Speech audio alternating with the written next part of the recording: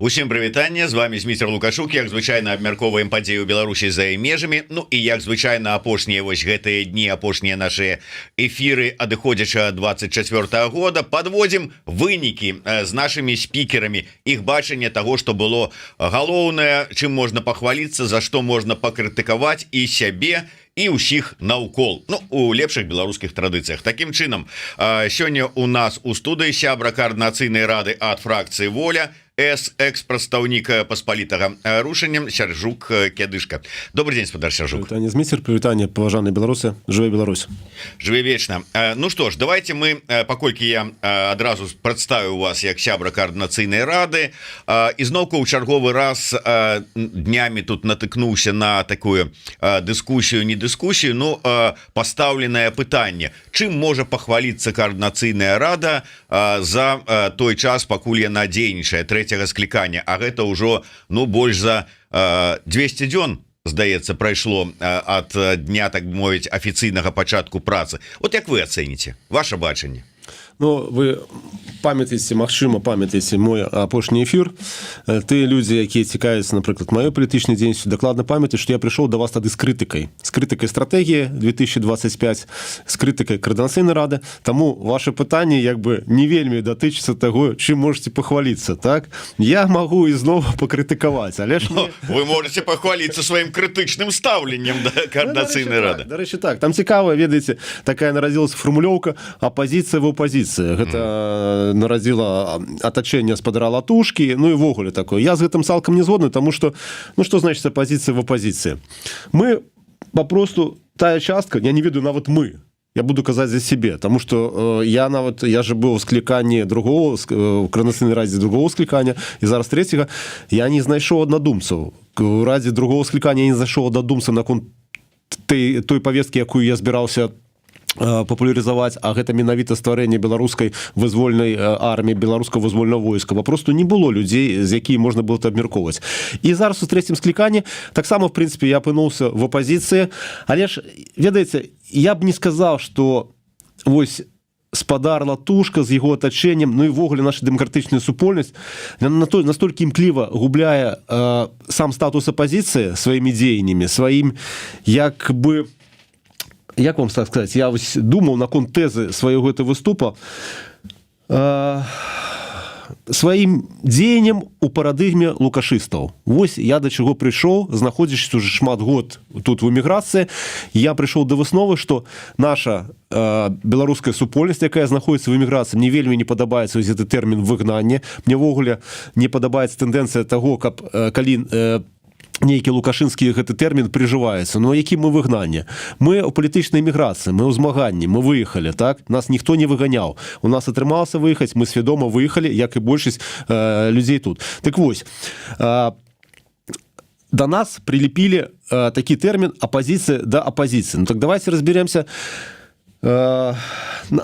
што нам не падабаецца і як бы хто мы ёсць і чым мы змагаем, ну, чым мы займаемся. І чым на дадзены момант з'яўляецца Каардынацыйная рада. Для гэтага трэба больш шырэй крыху распавесці пра гісторыю стварэння ввогуле гэтага органа. І я думаю, можа быць, так і пастроіць нашу, пабудаваць нашу з вами размову. Я не ведаю, ці варта нам паглыбляцца зараз у гісторыю стварэння Каардынацыйнай рады. Каардынацыйная рада стваралася ў 20-м годзе як пераходнае кіраўніцтва да перахода улады ад лукашэнкаўцаў да новай Беларусі. Гэта не сталася, і зараз гэта умоўна протапарламент. Умоўна. Вось, добра, была у вас на інтэрв'ю Анжэліка Мельнікова, спікер Каардынацыйнай рады.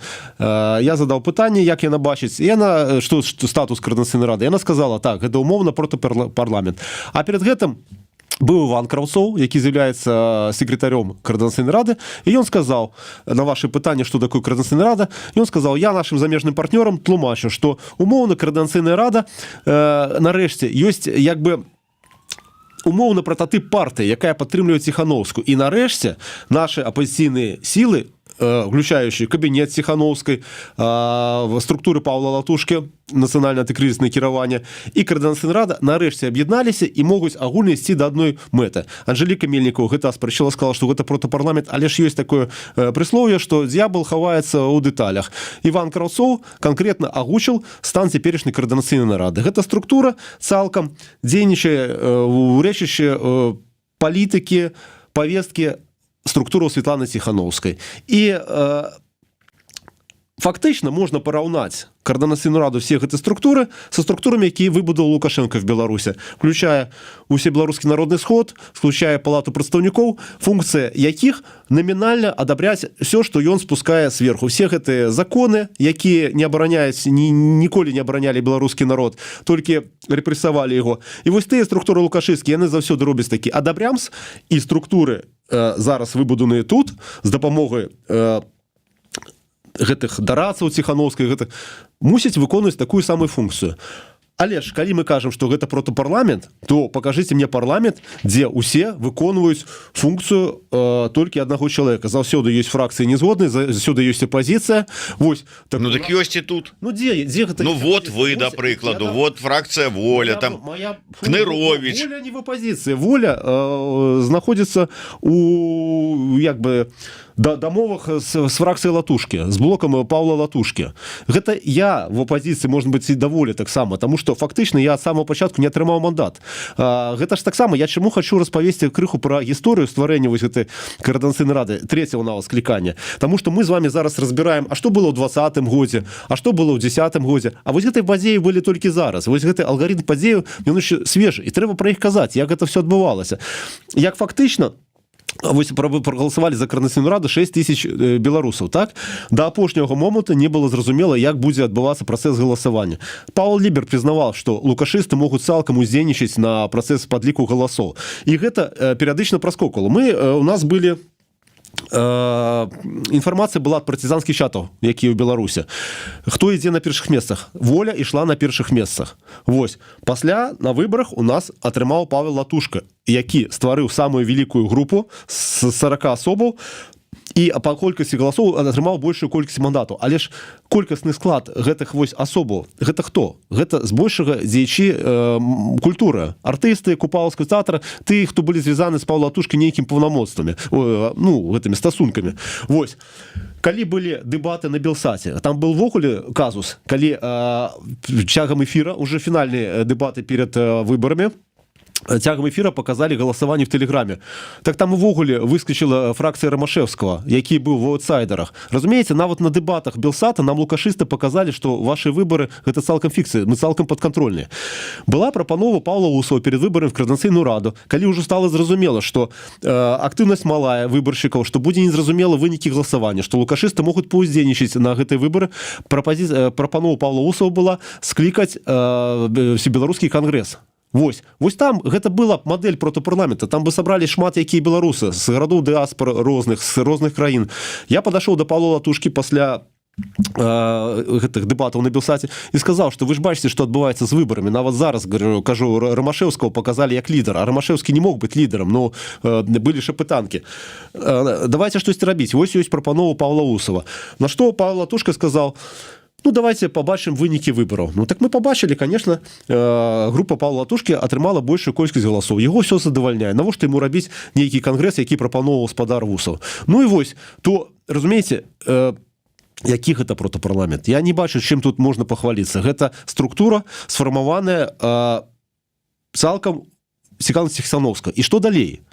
Першыя 2 месяцы, падаецца, гэта Координаційная рада новая чым займалася. І яна не пачала адразу ствараць нейкія законапраекты на патрэбу беларусаў. Яна 2 месяцы разваливала папярэдні статут, які стварыў спадар Егораў. Яны назвалі, нават такі тэрмін придумалі, Егораўшчына. Яны змагаліся з Егораўшчынай. Я ніякім чынам не мог уздзейнічаць на сітуацыю, уплываць, потому что я не атрымаў мандата. Я заставаўся у курсе падзеяў, тому что у нас была такая дамоўленасць в складзе Воля, што нават ты, хто не атрымаў мандата, все роўна прымаюць удзел у дзейнасці. Но нейкі момант я просто сказаў нашим дэлегатам, які атрымалі мандат, што чым вы займаецеся? это попросту мышиная возня. Там были такие баталии ў гэтых чатах, там такая была грызня. Спадар Кнарович, які вось папярэдні был на эфире, і он там штосьці сваё гнуў, супраць яго там нейкія групоўкі. Фактычна 2 месяцы яны займаліся незразумела чым. Гэта можна сказаць, што гэта дыскрэдытацыя гэтага вось органа, якого, як яны кажуць, впершыню беларусы прагаласавалі. Хай маленькай колькасцю, а лишь прагаласавалі. Вось. Далей змяніўся гэты статут, і у нас адразу мы выявілі адразу парушэнне. Была вось, вы думаеце, што Іван Краўцоў можа нейкі мой кроўны вораг, што я весь час чіпляюся да гэтага Івана Краўцова. Не, я да яго ставлюся як для фігуры, якая прымае ўдзел у беларускай палітыкі. Ну і вось была такая працэдура вылучэння Івана Краўцова на ролю секретаря Координацыйнай рады. Мы ад волі выставілі свайго кандыдата. Жанчыну вельмі такую разумную, паважаную беларускую, якая жыве ва ўкраіне, вельмі дасведчаная. Яна не атрымала мандата. Мы выставілі сваю кандыдатуру на выбары. І было бачна, што ўсё роўна пройдзе Іван Краўцоў. Ну, не было нават шансаў у гэтай нашай спадарыні, хаця яна просто сказала, так, я не маю досведа, нам сказалі, што Краўцоў, глядзіце, ён ішоў уже на трэцюю пасаду, трэці тэрмін гэтай Координацыйнай радзе. Пры гэтых выборах так званых сказалі, што тое не зроблена, гэта не зроблена. Плюс быў тым, што спадар Краўцоў не патрабуе заробку, таму што ён мае свой уласны бізнес, можа сам себе забяспечваць. Ну, як по мне, так себе плюс. Мы ніхто не маем заробку, разумееце, і ніхто не патрабуем. Добра, Іван Краўцоў праходзіць. Праз некаторы час адзін з чальцоў волі, які маюць мандат, заважае, што выбары прайшлі з парушэннем працэдуры нават статута гэтага новай Координацыйнай рады, таму што там было прапісана, што на пасаду секретарыят можа прэтэндаваць толькі асоба, якая мае мандат дэлегата Координацыйнай рады. Ні Краўцоў не меў, ні наша спадарня не меў. Ну, фактычна, адбылася юрыдычная памылка. На што мы, вось ты, хто прасоўваў нашего кандыдата, але ж не мелі мандата, мы спрабавалі напісаць зварот, аспрэчыць, але ж мы не здолелі прабіцца праз наших дэлегатаў волі, якія мелі мандаты. Таму што такая была установка, ну што вы, зараз толькі што прайшлі выбары, і мы вось зараз адразу пакажам лукашыстам, што ў нас не ўсё добра. Ну, паслухайся, ну так чым тады гэта Координацыйная рада адрозніваецца ад лукашысцкіх структураў, дзе в Беларусі заўсёды трэба было паказаць для галочкі, што каровы не абасраныя, для галочкі, што подпісы сабраныя, разумееце? Так што, атрымліваецца, выбудоўваецца тая самая сістэма, хай адбылася памылка, правядзіце перавыбары, пройдзе зноў Краўцоў, добра, пройдзе зноў Краўцоў. Вось я хацеў сёння максімальна адысці ад нейкіх персаналей, але ж так немагчыма віртуальна казаць без назвы прозвішчаў. Я ведаю дакладна, што спадар Губарэвіч, прадстаўнік Паўла Латушкі, тэлефанаваў прадстаўнікам нашай волі і казаў, ну неяк залагодзьце гэта, ну неяк са сваімі гэтымі разберіцеся, якія там бунтуюць. А мы што бунтуем? Мы не маем мандата, мы не маем магчымасці зайсці ў гэтай групы. Ну і все. І такім чынам зараз мы маем Івана Краўцова, рускаміраўскага, гэтым секретарем Координацыйнай рады. Вось такія працэсы. А вось вы кажаце, давайте не будзем пра гэта казаць. А я вам кажу, што адбываюцца тыя ж самыя працэсы, як і ў лукашэнкаўскай Беларусі. Так чым тут пахваліцца? Ну, я не ведаю. Ведаеце, я уже другі раз прыхожу крытыкую гэту Координацыйную раду. Магчыма, мяне ввогуле хутка з яе выпруць. Там ёсць такі пункт в уставе дыскрэдытацыі Координацыйнай рады. Так што не выключана, што такое таксама можа быць. Ну, ёсць дыскрэдытацыя Лукашэнкі, ёсць ужо, калі мы тут ужо паралелі праводзім, дыскрэдытацыя Координацыйнай рады. Ну, сапраўды тут можа быць шмат розных прэтэнзій, хаця я чуў і шмат как бы аргументаў насупраць, але я думаю, што тут калі разбірацца, то разбірацца. Давайте да іншага. Вось вы сказалі, што падчас свайго сяброўства ў Координацыйнай радзе другого склікання не маглі знайсці паплечнікаў, якія таксама стаялі за ідэю стварэння нацыянальна-вызвольнага войска. Зараз у трэцяй Координацыйнай радзе ёсць шэраг людзей, якія былі добраахвотнікамі, якія ведаюць, што такое вайна, ведаюць, што такое вызвольны рух, той же самы Кусь, той же самы там, ну, карацей кажучы, не будзем пералічваць, ёсць людзі. Знайшлі зараз? Глядзіце, я калісьці ўжо распавядал пра момант такі на канферэнцыі, калі я яшчэ быў чальцом паспалітага рушэння. Я прыйшоў у вайсковай форме, гэта была канферэнцыя Светланы Ціхановскай, якая ладзілася ў Варшаве. И я вышел на кофе-паузу в зале, я стал в войсковой форме, и вокруг меня люди попросту вот так полукругом обыходили. Люди боялись подойти. Такое выражение, что от меня было некое силовое поле. Люди боялись войсковой формы. А особых это были представники Координаційної ради, Белорусского демократичного руху. Ось я вам кажу до того, як було тяжко знайти поплечников. Поплечники были только те, з ким ми були разом у Посполитом Рушенні, альбо неяк зв'язані з гэтымі. Пасля так, я ось, у другую раду гэту я пришел з гэтай тезой, поплечник не зайшоў, на выборы Координаційної ради третьего скликания кожная так званая будущая фракция, кожная группа, якая шла на выборы, мела в своем складе добраахвотнікаў. Такое адчуванне, што гэта такой мейнстрімаўскі час, разумееце, зразумелі, што ідзе вайна, і вось добра, каб у нас былі гэта добраахвотнікі. Ну, фактычна, пасля прайшлі выборы, і толькі адзінкі з тых людзей удзельнічаюць у гэтых палітычных працэсах, то я вам скажу так, гэта папросту была такая даніна модзе. Я на той канферэнцыі, я вам дасылаў відэо, хотел, каб, можа, мы паглядзелі, но все ж таки час вельмі каштоўны. Відэо свайго выступу з канферэнцыі перед выбарамі в Координаційную раду. Я заклікаў усіх, каб фармавалі беларускае вызвольнае войска і падтрымалі. Выступ был вельмі эмацыйны. Вось. І па выніку гэтай канферэнцыі 10 групаў, якія ішлі на выборы, падаецца, з 12 ці з 13, таму што пасля азараўская група папросту себе скампраметавала, яна была знята з выбараў, так? Так вось 10 гэтых групаў заявілі о падтрымке сілавога сцэнарыя змены ўлады ў Беларусі. Вось, я лічу, што гэта таксама моя заслуга моя, таму што вельмі эмацыйна я выступіў і папросту заклікаў нас падтрымаць. Шабуцкі тады яшчэ спрабаваў таксама гуляцца на гэтым поле, разумееце, но я лічу, што гэта все руска-міраўскія таварышы. Вось. Я до чего? Перед выборами заявили от подтримки силового варианта. Пасля были добраахвотнікі. Пасля выборов Координаційної ради вы хоть от кого-нибудь чули про некое створение белорусского войска ці про силовой вариант? Не. Вось зараз вы были у Вильне, у вас был материал со Светланой Тихановской, так? Вось зачитываю. Вы задали ей уже наприканцы размовы пытання. Це мілітаристської повестки повинно бути більше. Так ви запиталися. Яна адказвае: заклікаю ветэранаў, беларусаў дапамагаць ветэранам. Згодны. Гэта ваеннае крыло. Далей. Я пакуль што не бачу магчымасці, як развіваць гэтае крыло, бо ёсць шматкропія, пасля пэўныя абмежаванні у гэтым накірунку, скажу так дыпламатычна. Але я думаю, што гэта, канешне, задача саміх беларусаў падтрымліваць такіх людзей, якія зараз праліваюць кроў за нашу краіну і за суседнія, бо яны ваююць за ўсіх нас. І гэта ваш абавязак, каб яны сябе камфортна, маецца на увазе вопратка і гэтых далей, адчувалі. Гэта абавязак беларусаў. Паглядзіце, маленькая фраза. Яна прызнае, што яна не ведае, як развіваць вайсковы накірунак. Зараз у нас 24 год. В 23 году на початку мы приезжали в Вильню. Делегация от Посполитого Рушения. Мы казали, что нам потребно. Мы казали, что мы парамілітарная организация. Чым мы займаемся? То бок, гэта, колькі? 2 гады таму гэтае вайсковае крыло нараджалася. І зараз яно існуе в такім не вельмі добрым стане, так? Конференція гэта была. Вы кажаце, у кожнай фракцыі добраахвотнікі. А Тихановская нам кажа, што яна не ведае, як развіваць гэтае крыло, бо ёсць абмежаванне. А яшчэ адказнасць перакладваецца на ўсіх беларусаў, што беларусы мусяць падтрымліваць такіх вось людзей. Сяржук, выбачайце, но вот вы зараз рассказывали про лукашызм, проявы лукашызма, а зараз у гэтай же самой парадыгме таксама выказваецеся. А чаму мы ўсе чакаем, што нам нешта Тихановская возьме і зробіць?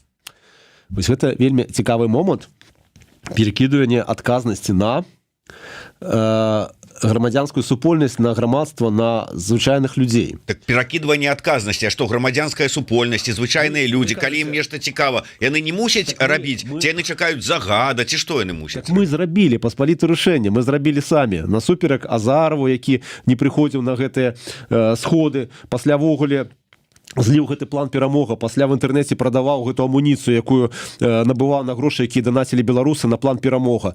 Мы насуперак, калі пабачылі, што нічога не робіцца, мы зрабілі Посполітае Рушэнне. Ну, такі клас, так і трэба. Так так на свае грошы а вы увидите колькі так, а вы чакалі что як откуда конечно зараз пачынаецца грызня паміж Латушкай і Егоровым яны зараз дзеляць гэтыя грошы да конечно так послухайте ладно паспалітае рашэнне мы ж не на вайне былі на вайне в Украіне беларусам каліноўцам і астатнім ім же урезалі убралі гэтыя страхоўкі там было тады такая украінцы сказали что мы все роўно страхоўкі калі чалавек загіне калі ваяр загіне мы не можем выплаціць страхоўкі сваякам гэтых вайскоўцаў бо гэта беларускія рахункі так а шмат тых вайскоўцаў прыехала з эміграцыі з Польшы напрыклад чым праблема структура Ціхановскай тады мусіла зрабіць што па-першае яны мелі грошы пра якія зараз ідзе дзелёжка дзе гэты грошы яны зараз спрабуюць разабрацца яны сказалі бы добра калі хочаце ехаць звяртайце да нас мы вам выдадзім гэтай страхоўкі бо слухайце но все маюць сем'і сваякоў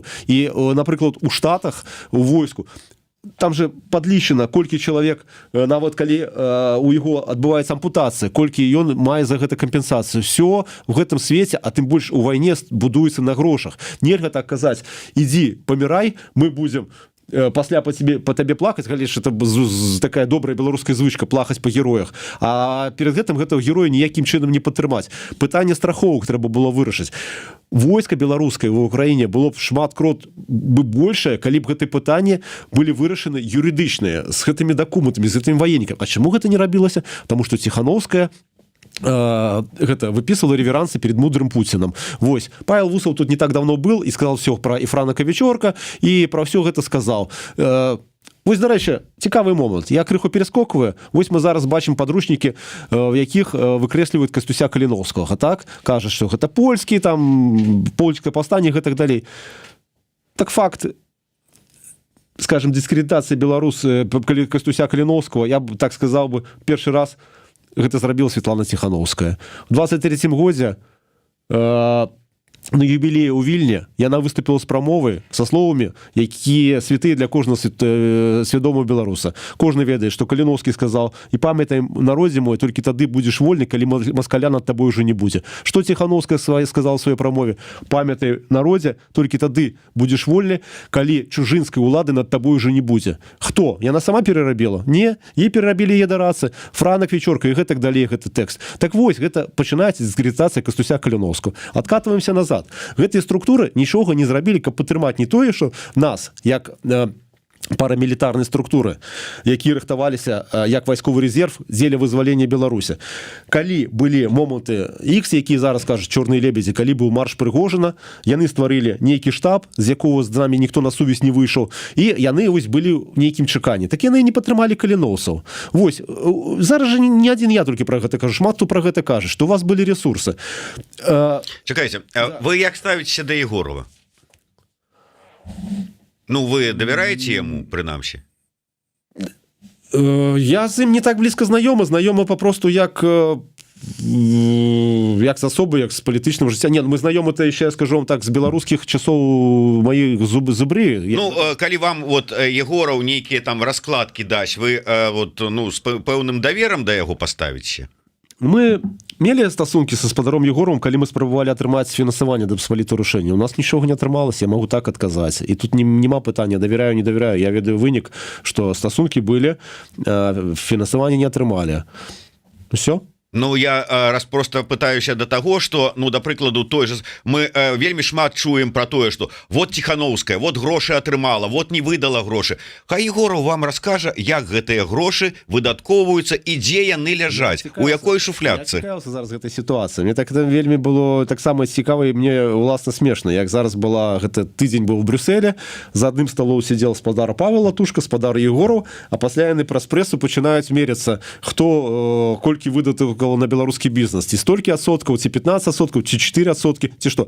Быў цікавы вельмі пост спадара Лівончыка, я з ім асабіста не знаёмы, но в Фейсбуке ён прапісаў, што спадарства, усе, хто звязаны з гэтымі структурамі, якія папросту бяруць грошы грантаўскія з Евросаюза і пасля далей іх раздаюць, усе ведаюць, што да канчатковай кропкі даходзіць 50%. Гэта ўсе ведаюць. Гэта напісаў чалавек, які звязаны з грашыма. Я, як абыватель, я магу толькі сказаць, што, ну, давайте так, будзем шырымі. Я прыехаў калі ў Польшу, я быў на медычнай рэабілітацыі, так, меня падтрымлівала польская дзяржава на нейкія грошы, дапамог беларускі дом грашыма. І я атрымаў грашовую дапамогу вельмі маленькую, таму што не мог пацвердзіць. То я не скажу так, што я нічога не атрымаў. Я атрымаў гэту дапамогу. Ну вось як прыклад вам канферэнцыя в Эстоніі. Светлана Ціхановская зноў жа. Вы ж зразумееце, я кажу, Светлана Ціхановская не персанальна да ёй. Я вось яе бачу, ну, на сустрэчы з вялікай павагай, як стаўлюся як да чалавека. Але ж калі мы кажам Светлана Ціхановская, мы разумеваем цалкам яе структуры, яе дарадцаў, якія былі НГОшнікамі ў Беларусі, якія жылі незразумела на што, стваралі нейкую палітычную супольнасць, і яны варыліся ў сваім НГОшным жыцці. Зараз яны гэтыя все правілы гульні перецягнулі у эміграцыю. Вось, і за гэтыя 4 гады эміграцыі яны нічога не выбудавалі, а выбудавалі вось гэта правілы гульні. Так вось, пра Светлану Ціхановскую. Так, крыху згубіў думку. Ой, Зміцер, дапамагайце, згубіў думку пра грошы мы з вами кажам. Да, мы кажам пра грошы, і наколькі я разумею гэтую сістэму, що гэтыя грошы, якія выдаткоўвае, умоўна кажучы, Еўрасаюз ці ЗША, яны перадаюцца ў еўрасаюзаўскія адпаведныя структуры, у якія потым пішуць заяўкі. Я писал заявку. Я писал. И первый раз на вашем интервью я тут на Еврорадио был в образе такого средневечного рыцаря. И у меня был проект «Десячей школки». Ну так, да. То есть, я писал от этой школки, я писал заявку в Белорусскую раду культуры.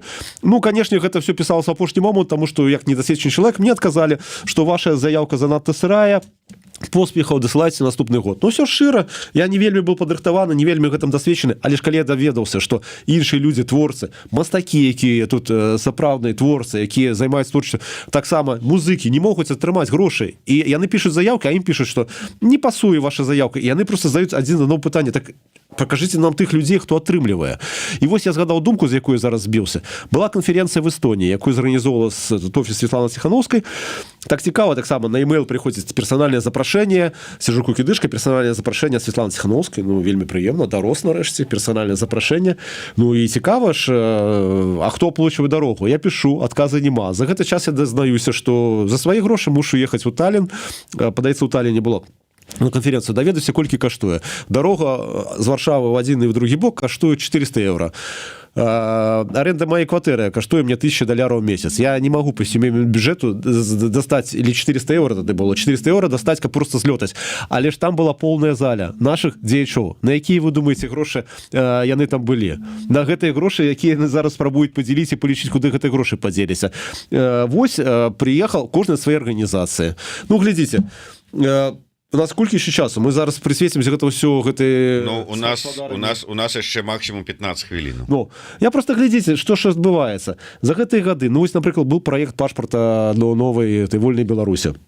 Вёл і курировал гаспадар Кавалеўскі, які ўсё кінуў, сказаў, што нічога не магу зрабіць, і сышоў. А чым вы займаліся, гаспадар Кавалеўскі? Дзе вынікі вашай працы? Вось.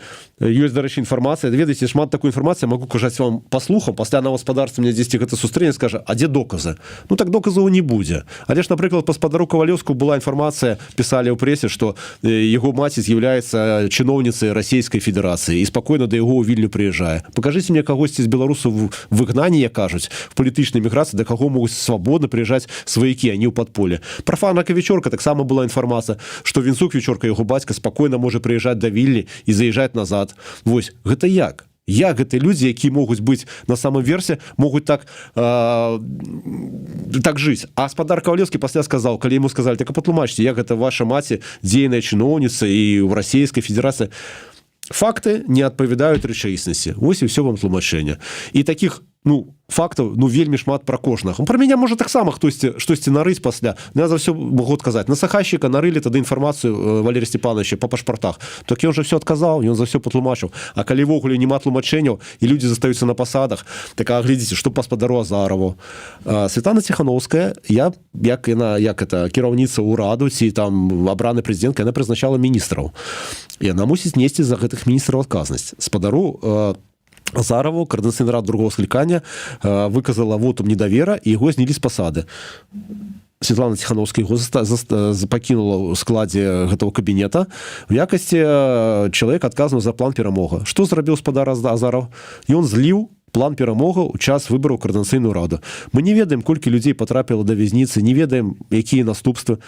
А дзе адказнасць? Дзе адказнасць персанальна Азарова і дзе адказнасць Светлана Тихановская за гэту асобу? Чаму она яго не прыбрала? Такіх фактаў вельмі шмат. З чорнай кнігі Беларусі, Франак Вечорак гэтым замешан. Гэта людзі не несуць персанальную адказнасць. Я не магу згадаць прыклад у Европе, каб палітык, калі адбываецца такі скандал, нават нейкі дробныя, заставаліся на сваёй пасадзе. Адзін, напрыклад, гэта Лукашенко. Што б не адбывалася, ён сидзіць на сваёй пасадзе. Так, а у нас тут ёсць структура, у якой, што б не адбывалася, все застаюцца на сваіх пасадах.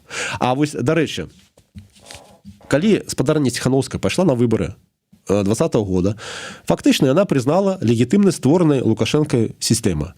І кадэнцыя в той сістэме прэзідэнцкая разлічана на 5 гадоў. Ну і вось мы зараз падыходзім плавна да гэтага пытання легітымнасці структур спадарні Тихановскай пасля 2025 года. Вось, я лічу, што гэта пытанне да абмеркавання. Гэтыя структуры лічаць, што яны все павырашалі, што яна будзе да таго моманту, як будуць наступныя дэмакратычныя выборы в Беларусі, і мы будем все рухацца ў тым рэчышчы, якімі нам здаюць. А я хочу сказаць, чаго я все веду? Я не хочу персанальна там прищепіцца да Тихановскай, ці да Вечорка, да всего. Я просто хочу вам сказаць, паўтараюся, што яны стварылі такую сістэму, яны загналі нас в лукашэнкаўскую парадыгму. Альтэрнатыўных варыянтаў развіцця падзею вельмі шмат. Яны былі і да 2020 года, яны зараз і ёсць. Але ж яны стварылі нам такую толькі вось парадыгму, што, глядзіце, ёсць Лукашенко, ён кепскі. Ёсць Тихановская, яна добрая. Давайте скінем Лукашенко, прыйдзе добрая Тихановская. Тое, што не факт, што калі нават Лукашенко памре, ці што хтосьці з гэтых лідараў прыйдзе, гэта не прымаецца, так? Але ж ёсць, напрыклад, ввогуле альтэрнатыўная ідэя. Вось ёсць ідэя Балта-Чарнаморскага саюза. Вы ведаеце, напэўна, што гэта такое. Яшчэ гэта ідэя яшчэ агучыла ў свой час структура БНФ Зенона Пазняка. В Украіне гэта таксама агучылась ідэя, і она, дарэчы, вельмі перспектыўна і небяспечна была для расійскай імперіі, таму што людзі, якія в Украіне займаліся гэтым пытаннем, загінулі дэпутаты. Вось, забілі іх. Чаму не агучваецца гэта ідэя? Чаму мы маем праблему в Літве, дарэчы, дзе знаходіцца офіс Тихановскай, дзе ввогуле не мусіць быць пытанняў у іммігрантаў. Мусіць быць права іммігрантаў в Беларусі, в Літве абаронены так, бо там знаходіцца Светлана Тихановская. У літоўскай нацыі, у літоўскіх палітыкаў ёсць свае нацыянальныя інтарэсы, ёсць адказнасць найперш перад сваімі выбаршчыкамі. Не трэба дзейнічаць у лукашэнкаўскай парадыгме. Літоўскі палітык, як і палітык польскі, нямецкі, ён найперш думае, што важна для яго выбаршчыкаў, якія за яго прагаласавалі. Для яго выбаршчыкаў, для літоўскага палітыка было б вельмі прывабная ідэя Балта-Чарнаморскага звязу, калі Літва і Беларусь будуць разам, магчыма, у нейкай канфедэрацыі, і гэта стане такі щит, такая тарча посередине Европы паміж Россией і Европай. Літоўцы гэту ідэю прынялі просто на ура. Але ж пра яе ніхто не кажуць. Пра яе кажуць Пазняк, якого зрабілі небяспекай для літоўскай нацыі, таму што Пазняк калісьці казаў пра Вільню. Ну, слухайце, я гісторык па адукацыі. Ну, гаварыць можна на сённяшні дзень любыя тэорыі выклікаць. І Балта-Чарнаморскі саюз, і што... Дзе мы маем пляцоўку альтэрнатыўных меркаванняў? Мы маем офіс Тихановскай, мы маем пераходны кабінет, мы маем Коордынацыйную раду і структуру Павла Латушкі. Все 4 структуры дзейнічаюць в інтарэсах Светланы Тихановскай. А дзе у нас партыя, якая, в якой, напрыклад, Сержук Кідышка прыйшоў бы сказаў, а вось мне падабаецца гэтая ідэя Балта-Чарнаморскага саюза. Гэтую партыю вам Тихановская, Латушка ці хто павінен зрабіць? Я тут знаходжуся з 2020 года. В 2020 годзе был вельмі вялікі імпульс, людзі чакалі. Вось у вашым гэтым інтэрв'ю Тихановская сказала так, што так, магчыма, мы запозна стварылі пераходны кабінет. Магчыма, запозна. В палітыкі ёсць бегучы момант. Ёсць сёння, ёсць заўтра, ёсць максімум послезаўтра, калі прымаць трэба рашэнне нейкае, так? Я нават калі да вас на інтэрв'ю як бы заяўляюся, за гэты час, пакуль тыдзень нейкі праходзіць на інтэрв'ю, адбываецца колькі падзей, што тэма ўжо заяўлена неактуальна, альбо трэба неяк па-іншаму на яе глядзець. Калі лік ідзе на месяцы, на гады, калі ёсць такі імпульс, запад, а ты структуру нейкую робіш толькі праз 2 гады, і то бок мы ж все бачылі, як гэта рашэнне прымаецца. Была канферэнцыя ў Вільні, калі прызначылі Сахашчыка, тады яго прызначылі на другі дзень канферэнцыі. На першы дзень канферэнцыі все сабраліся, а гэта ж тады яшчэ першая канферэнцыя была вось пасля падзей 2020 года. Все з такім натхненнем, і ўжо ў першы дзень зразумела, што нічога не будзе новага. І все стаять на вушах, тому что ну як так, нічога. І гэта структура Ціхановскай придумываюць. Я упэўнен, што гэта все рашэнні іх придумываюць як у Лукашэнкі. Нам бы толькі ноч прадстаяць, нам бы толькі дзень пратрымацца. Придумываюць, прызначыць сахасчыка. І тады все выдыхаюць, ну хоць штосьці они нарадзілі, разумееце? Ну так нельга, трэба нейкую стратэгію прадумаць, трэба нейкую пляцоўку. І партыя, гэта вельмі сур'ёзна. Я і так раблю што магу, вось як фізічная асоба, разумееце, я не прафесійны палітык, я ввогуле будаўнік, гісторык па адукацыі, і тут і паспаліты рашэння, і дзіцячыя гэта заняткі. Конечно, людзі, якія прэтэндуюць і кажуць, што мы палітыкі, такія як Латушка, Ціхановская пошла в президент, не я пайшоў президенты, Ціхановская пошла за свайго мужа. А дарэчы, великая розніца яшчэ хочу. Разумееце, я кранаю нібыта магчыма балючая тэма, але ж мы не ў трамвае, дзе я мушу саступіць месца Ціхановскай ці нейкай бабулькі. Мы ў палітыке. Чым адрозніваецца структура, які стварыла Светлана Ціхановская ад таго, што ствараў Сергей Ціхановскі. Сергей Ціхановскі браў мікрафон і прыязджаў у любы горад Беларусі, у любую глубінку, даваў чалавеку мікрафон, казаў: кажы. І людзі казалі, вось, і гэтым ён быў шалёна папулярны, тому што я не цікавіўся Ціхановскім. Слухайце, з 2001 года я в беларускім движухе, мне не было цікава, што людзі ў 2020 годзе адкрылі вочы, але ж Ціхановскі зарабіў гэта, да людзей прыйшоў, людзі пасля ковіду, пасля беспрацоўя казалі, і гэта было, ну вось, калі ласка, адкрыты мікрафон. Дзе ў нас у Ціхановскай адкрыты мікрафон? Я быў на некалькіх гэтых канферэнцыях. Там сидит заля, там есть панели. А причем тут блогер Ціхановскі і зараз гэтая структура. У мяне таксама быў адкрыты мікрафон і ёсць заўсёды. Все прыходзяць і гавораць то, што хочуць. І прычым тут тады Ціхановская да мяне. Ну да, ну вот вы прыводзіце. Вот тады Сергей Ціхановскі хадзіў з мікрафонам. І я хадзіў з мікрафонам тады. А Ціхановская зараз займаецца іншым. А ён блогер быў. Якія паралелі, я тут не разумею. Заявіўся прэзідэнцтва. Пасля заявіўся. Як бы ён там сябе паводзіў на будучы... Вот вы добра кажаце, як бы он паводзіўся будучы. Я упэўнены, што зараз, калі б Ціхановская бралася прэзідэнтам, яна б мела вялікія праблемы ў Беларусі. І вялікае прычараванне было у людзей тым курсам, якім бы мы плылі. Я не падтрымліваў, я не галасаваў за яе. Чаму? Таму што праграма прэзідэнта, які ідзе на выбары прэзідэнта і кажа: я іду на выбары прэзідэнта, каб правесці новыя выбары, гэта не праграма. Ціхановская мела шалёную падтрымку. І ўжо ў 2020 годзе ў часе прэзідэнцкай праграмы в кампаніі яна уже тады мусіла сказаць, што мы не чакалі, што будзе такая падтрымка, мы шлі амаль што без праграмы, но зараз вось мы прапануем такія пункты. Вось у нас з праграмай на прэзідэнцтва ішоў толькі Андрей Дмітрыеў, па пунктамі прапісаны. Андрей Дмітрыеў, якого обвінілі, што ён спойлер Лукашэнкі, таму што ён адмовіўся зняцца на карысць Ціхановскай. Дмітрыеў сістэмны палітык. Вось які мусіць быць палітык сістэмны, так это Андрей Дмітрыеў. Вось які ўвесь час паступова ішоў да сваёй мэты. А праграма, што я прыйду на прэзідэнцкі выбары, каб правесці новыя выбары, а што мы будзем кушаць, што краіна будзе кушаць гэтай паўгады, пакуль вы будете абвяшчаць новыя выбары. А што мы будзем пасля есці? Я калісьці мне одна моя знаёмая сказала, калі я казаў пра сваю цікавасць палітыкі, яна казала, што Лукашенко яшчэ вельмі доўга будзе сидзець, таму што ты дэмакраты, якія прыйдуць пасля яго, яны там грошы не возьмуць, дзе бярэ Лукашенко. А Лукашенко выклянчвае крэдыты, нармальны палітык, вось прыстойны, маральны, не будзе рабіць тое, што робіць Лукашенко. Але ж звычайны абыватель не бачыць гэтых механізмаў, не разумеет, наколькі краіна ўжо в запазычанасцях ад Лукашэнкі. Ён бачыць, што у краме ўсё ёсць. Вось, і мы зараз гэта назіраем. Великая колькасць беларусаў выехала, а великая колькасць зараз беларусаў там, в принципе, даволі добра жыве, таму што конкуренты павыехалі, і людзі маюць грошы на кантрабандзе, на гэтым все. Краіна жыве там. І я вам хочу сказаць, што тое, што мы тут вось гэтай дэбаты, коордынацыйная рада, людзі, якія там, яны на нас глядзяць уже як на іншае вымярэнне. Тое, што вы кажаце, на нацыянальныя ідэі. Мы распрацоўваем тут нацыянальную ідэю, а беларусам там гэта ўжо наша ідэя не вельмі патрэбна. Так вось гэта вся па факце великая мышыная вазня палітычных структур, яна звычайна беларусаў у краіне, у Беларусі незразумелая. Ну, все зразумела. Давайте на заканчэнне. Такім чынам мы да чаго прыходзім? Як сказаў Александр Апейкін, усім самараспусціцца?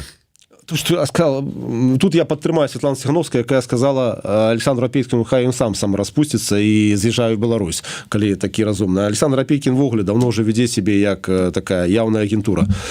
Давайте зараз да чаго падыходзім. Ладно, бог з ним, Ціхановская, коордынацыйная рада, Латушка і гэтак далей. Гэта наша месцічковае такое.